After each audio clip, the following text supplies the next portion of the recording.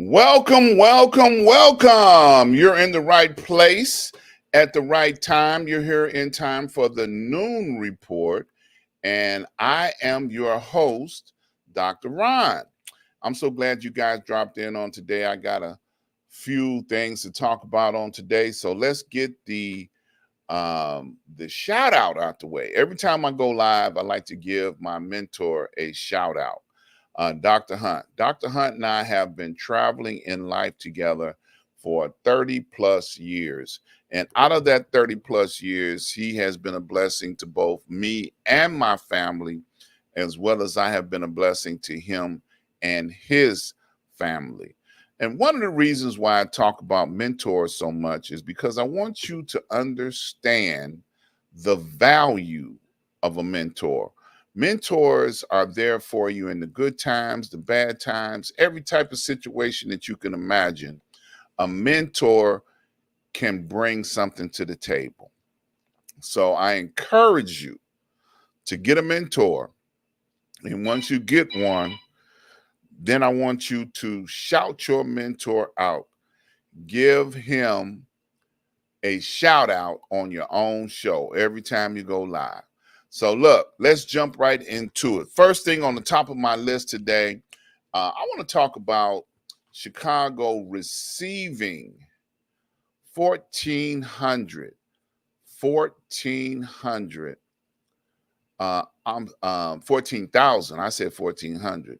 14,000 migrants have been bused to the city of Chicago. Now, some of the places that these migrants have come to, the communities are being overfilled with people that they are very disappointed that the city is not conversing with them about bringing the migrants to the city, or bringing the migrants to their community. Like, we didn't ask for this problem in the first place. Governor Greg Abbott from Texas has put these people on buses and shipped them all over the country, and they're landed in various Democratic cities. He's weaponized the ability to send migrants to all of these places with Democratic rule. Okay, now that's weaponization. And then they're not sending any help.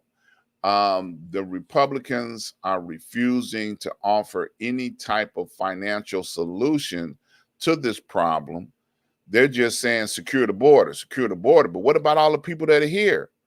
According to the rules and regulations, once they set foot on United States soil, they're entitled to apply for residency or whatever they get, green card, immigration, or whatever they get, they're entitled to apply for it. So we've got 14,000 migrants that have landed in the city of Chicago. Now, the city of Chicago has spent billions of dollars trying to accommodate these migrants in various ways. They got to feed them. They got to put them in places. They put them in shelters, all the shelters, schools, gyms, every place that the city has control to be able to place them. They're doing that. Now, the city has to pay to have this done, and they're doing that. But a lot of people like, okay, we feel sorry for them, but what about, hey, we don't want these people in our neighborhood long term. And people are upset. They're protesting, they're complaining. They're just upset with the overflow of migrants that are in the city of Chicago and the surrounding areas. This is getting out of control tremendously. And people are being very selfish about it. They're like, look, we don't want these people. They don't realize that they was them people at one time. Some communities are filled with nationalities that were brought here from other places, like Italians, Polish, Czechs. Just recently, they brought in people from Afghanistan. They set them up with housing and, gave them immigration status so they can get a job. These people want to work. These people want to survive. These people don't want a handout. But right now, the city is overwhelmed. The city of Chicago is talking about building a very large tent city, a tent city that New York has done to be able to house is some of the migrants that they have there. And I remember years and years ago, Florida did the same thing. They had Little Havana when there were many migrants that were coming over from Cuba, and they lived in a controlled area that was like a tent city until they were allowed to filtrate into the United States in various areas and various places. So, you know, I still say that we've got military bases all over the United States that are vacant right now. Let's put some of these migrants in a controlled environment on some of the military bases where they have cooking facilities, they have recreational facilities, and let's begin the process of putting them someplace that's civilized, that's already built structures that the United States government already owns, but yet nobody is talking about doing that. They haven't brought it up. I'm surprised the military then say, hey, well, let's house them in some of our vacant land that we own that are military bases. They're already equipped to house people. They're already equipped. So let's pass the word to the appropriate people. Let's consider putting these migrants in abandoned military bases, and let's see, can we help them a little bit more civilized than just putting them on a bus and send them to a democratic city. All right. McCarthy is out. You know I had to go there. McCarthy got kicked out last night. They voted on it. McCarthy, of course, is heartbroken and disappointed because he was trying to call a bluff. Like, oh, you think you can put me out? Put me out. And they put him out. He was walking around the last week after he had cut the deal with the Democrats to not have the United States shut down. And now he's paying the punishment for it. They got they got this super mega group that says, hey, you out of here. And they did it along with the Democratic vote to get him out. He's out. Well, you can't really blame the Democrats. Now, you think about it. The McCarthy came up with this, putting this impeachment question to the floor to go after President Biden. Well, why would the Democrats support you when you're doing stupid stuff like that? Okay, now they voted to keep the government open, but they ain't gonna vote to keep you in office when you being led by a criminal in the first place. So, the megas are totally running things on the Republican side, and they're threatening people and they're doing what they want to do. So it's totally insane. The government is broken. This is the worst kind of case of brokenness that you can ever imagine. Out of 113 years of this thing called a democracy, the Republic of the United States, they had a Speaker of the House get voted out. He was only in there for 9 months? And they didn't want him to begin with. It took 15 votes in order to get him elected as the speaker. And then he turned around and blew it in 9 months. Well, I got to agree with him on one thing. He's not a very good leader to begin with. Anytime you let somebody stick their hand up your derriere and control you like a puppet, then you don't need to be a leader, because you don't know how to lead. You don't know how to make decisions on your own. You don't know how to negotiate. You got to work with across the aisle to make things happen. And just as a sidebar, I would love to see Jeffries go across the aisle, talk to those same Republicans that helped get McCarthy out, and see, can they get Jeffries in as the Speaker of the House. I think he would be a better negotiator. I think they can get some things done and stop trying to do this revenge governing that McCarthy is on. McCarthy is on this Straight up, hey, let's get some payback, for impeaching Donald Trump 2, 3 times, and it makes no sense to me why McCarthy was the speaker in the first place. He's spineless. He's definitely got what he deserved, I believe. Okay, so now we have to wait and see what happens next. I was talking to Lee Michaels earlier today, and I don't know if he was for real or joking because he wasn't able to join me on the show today. And he was saying he got a note, or he saw somebody talking about that Trump sent a note from New York while he's on trial for cheating, the state of New York out of inflating his prices and doing what rich people do, making more money out of no money. Uh, he said he would take over the House seat. And then he sent me a note saying there's nothing constitutional to stop it from happening. I was like, wow, that's deep. So you mean to tell me that this criminal sitting in the sidelines controlling things can go up there and say, okay, I'm your next speaker because the ruling party has the vote in order to be able to make that happen? That sounds retarded to me. Okay. Well, he can't make it as president, but he's going to try and make it as that's getting him too close to the checkbook. We know for a fact, anytime Donald Trump get that close to a checkbook, you can forget about it. He's going to bankrupt you in a heartbeat. Speaking of Donald Trump, I got to say this because I was looking at the speech that he made in California on last week. Now, he said some things that were very alarming, and I know they were code, trying to tell people what he would like to do and what he would like to see happen.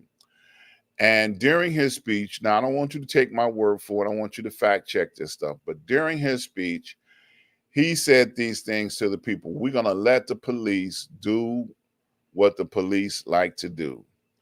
If they got to shoot some people, we're going to let them shoot some people. If they're going to beat some people, we're going to let them beat some people. Police need to be able to do these type of things because that's what they like to do and that's what they need to do. So if you go shoplifting and in a store, you're going to get shot. If you jaywalk, you're going to get shot, because that's what he would like to empower the police to be able to do. Well, to me, that's code talk for, let's go out and get some black people. Because, sometimes black people steal toilet paper just because they ain't got none and they need some. And if they get caught, then you expect to be shot because you stole some toilet paper. You got a baby that needs some baby food or some milk, and you go in there and you walk out of the little neighborhood store, with a quart of milk so you can go home and feed your baby. You're gonna get shot. To me, that is ridiculous. If you operate a business in the community, you should be able to open up an account for your customers and say, hey, look, you ain't got no money to buy no milk for your baby. Here, we're gonna let you put it on your account, and then you can pay us on the 1st of the month or the 15th of the month when you get your money, because baby got to eat. Okay. And you want customers to keep coming in your store, you need to work with your customers. Now, liquor stores do it all over the place. Liquor stores will give you an account. If you go in a liquor store and say, hey, man, I ain't got no money, can I open up an account until the 1st of the month? What you need? I need a pack of cigarettes and a half pint. They give it to you because they know you're going to keep coming back because they gave you a line of credit. Now, they're going to give you a limit on that line of credit. You might be able to, get up to what you can afford to pay back, but you're going to pay it back, okay? Because you ain't going to barely get too much more without it. And as a business person, that's a good investment, because now you already have overinflated the price of all your liquor and everything in the community. So you're going to get that plus some, okay? So it's a good business move. But Donald Trump is sending code. He sent code out there to the police and all racist organizations: shoot to kill, beat them down. I don't care what they did. Police need to be able to do what they need to do because they the police. You know, this man is dangerous, and he doesn't need to be elected dog catcher. So I hope people are understanding that this man is very, very dangerous. And I hope you all are seeing this and understanding that Donald Trump is sending code. He just had this speech last week in California, y'all. Go back and watch the speech. Go back and watch the speech. When he gets to the part talking about shoot him, kill him, beat him down, who you think he's talking about? He's talking about brown-skinned people, dark-skinned people, black people, African Americans. Those are the people that he's talking about. Because he's not talking about doing this up there in Beverly Hills. He's not talking about doing this up there in any place else other than communities where people are of color. Okay? So that's a code. Police, shoot them, kill them, stab them, do what you got to do. We got your back. Bottom line. If that ain't a code, I don't know what is. All right. I want to talk about Haiti for a second. Haiti is still going through a great deal of conflict and civil war. I talked to somebody that was just over in Haiti on this week. And the border between the Dominican Republic and Haiti has officially been shut down. You cannot cross from Haiti into the Dominican or back from the Dominican into Haiti, because that used to be a travel route for people to come into Haiti, was fly into Dominica and then go directly into Haiti. Well, that's been shut down. There was Kenya put to the floor of the United Nations. They recommended sending a security patrol into Haiti to try and help with the problem with the gangs. Gangs are out of control. The gangs in Haiti are out of control. Every region that you go in, there's a different gang. There's no uniformity from one gang to the next. Some people believe that if they kidnap you, you can get a ransom, and they make money off of this. You know, they take what you got, medical supplies, they take your food, they take everything. The gangs are out of control in Haiti. And now Kenya has proposed to the United Nations to send a security team over there, and they just recently agreed to do that. So please keep Haiti in your prayers. They need you in praying for them constantly, all the time. It is a terrible situation in Haiti, and I pray that there will be a solution and a relief to all those that mean well in Haiti, but yet they have no government, they have nothing to call on to be helpful. We got a comment today. That's the truth. Okay. Razzle Dazzle, thank you for commenting. Appreciate that. Last but not least, I want to talk about something positive. Okay? I want to talk about the state of Illinois. Now, you hear me constantly talk about how the government is constantly broken. And the government, you know, big government, little government, all forms of government need help. But I saw something that was worth talking about that's positive. The state of Illinois has a plan to prevent and end homelessness throughout the entire state. That's the state of Illinois is now working on ending homelessness throughout the state of Illinois. So I want to applaud the state of Illinois for even working on this particular situation. Now, Illinois, you know, during the wintertime and actually all year round, we have these areas they call tent city, and they're generally underneath the viaducts on the north side. So wintertime is approaching. You know, there are community organizations and people have a burden to want to keep the less fortunate fed all year round. And that's what they do. They go out there and they feed them, they cook food for them, hot meals, and they take care of them. And with the state of Illinois making this a priority, I feel like there's an opportunity for something very good and positive to come out of this. So I want to leave you with this. There can be some good things coming out of government. They just got to work at it sometimes. And I applaud the state of Illinois and the legislators that are working on this. This was something that was released as a press release on the 3rd, which was yesterday. So that's fresh off the press. I definitely want to applaud them for doing what they are doing. Mr. Keisha Howard says, good stuff. Thank you, Mr. Keisha. I appreciate you tuning in. She's a loyal fan. She supports everything I do, and I thank her, publicly. I say, I love you, and ain't nothing you can do about it, Mr. Keisha. So you stay encouraged yourself. That's a very powerful woman there. She is the one, okay? If you don't know who Takesha is, you better ask somebody. So look, I want to encourage you all. If you're interested in doing a show right here on Street News Now, I want you to go to the website, streetnewsnow.com. Fill out the form.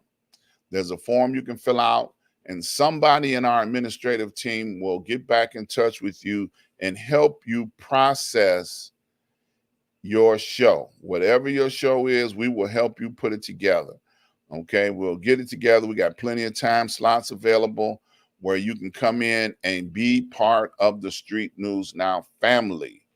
Also, I'd like to ask you to please subscribe, like, and share. If you're here, hit the subscribe button. Every time we go live, you'll get a notification. You'll see what's going on, and you can join us and make comments when you hit the subscribe button so you won't miss a show. So I'm going to get out of here for this week. I don't never stay long. I just have to say what I got to say and get out of here. I appreciate you guys for tuning in to Street News Now. I want you all to know that I love you, and ain't a damn thing you can do about it. Be safe no matter where you are in the world. Be encouraged, because we can make a difference if we work together. All right. You all take care. Love you. Peace.